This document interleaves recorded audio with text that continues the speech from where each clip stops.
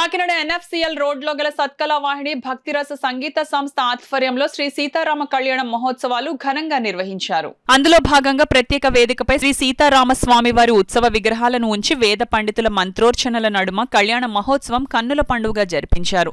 న్యాయవాది పిఎస్ఎన్ మూర్తి, పద్మావతి దంపతులు పీఠలపై కూర్చొని స్వామివారి దివ్య కళ్యాణం జరిపించారు.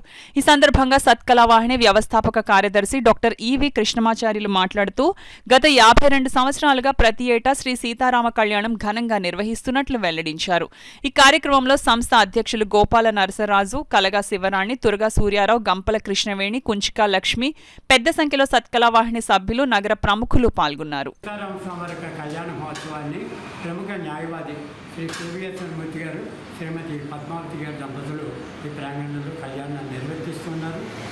అలాగే కళ్యాణం అనంతరం సాయంత్రం 6 గంటలకు సరస్వతుల శారద గారి యొక్క పెద్దాపురం వారి యొక్క గాత్ర సంగీత కచేరీ కూడా ఇందులో ఏర్పాటు చేయడం జరిగింది.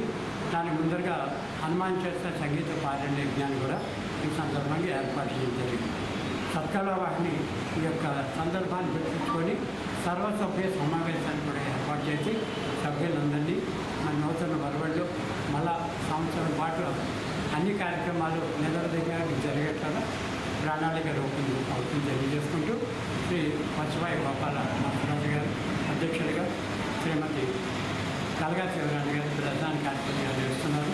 యువవాహిని అనే ఒక సంస్థను మళ్ళా తిరిగి తురగా సూర్యారావు గారు శ్రీకృష్ణ సాక్షిగా కార్యక్రమాన్ని ఇక్కడ ప్రారంభించడానికి ఈరోజు సన్నాహాలు చేస్తున్నారని తెలియజేస్తూ నమస్కారం. కళ్యాణానికి అందరూ వచ్చి జయప్రదం చేయాలి. పల్లెలు భాస్కరరావు గారు లాంటి మహానుభావులు ఆ రోజుల్లో స్థలంగా శ్రీనివాసమ్మ గారి కుటుంబం ఇందులో నిలబడి ఈ బిల్డింగ్ని స్థాయికి తీసుకురావడం జరిగింది.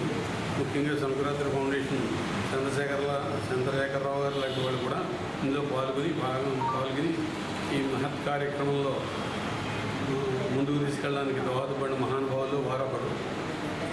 అలాగా చెప్పుకుంటే చాలామంది ఉంటారు ఈ సంస్థకి. ముఖ్యంగా మాస్టర్ ఈవి కృష్ణమాచార్య గారు సుమారు 300 మంది విద్యార్థులకు సంగీత కళాశాల ప్రారంభించి 300 మందిని తర్ఫీచ్చేసి ఎంతోమందికి సర్టిఫికేట్లు వచ్చేలా చేసిన మహానుభావుడైన ఈ సంస్థకి దేశంలోనే కాకుండా ఇతర దేశాల్లో కూడా ఎంతో మంచి ప్రాముఖ్యత వచ్చేలాగా వీలు ఉండేలాగా చేయడంలో వారే సాటి.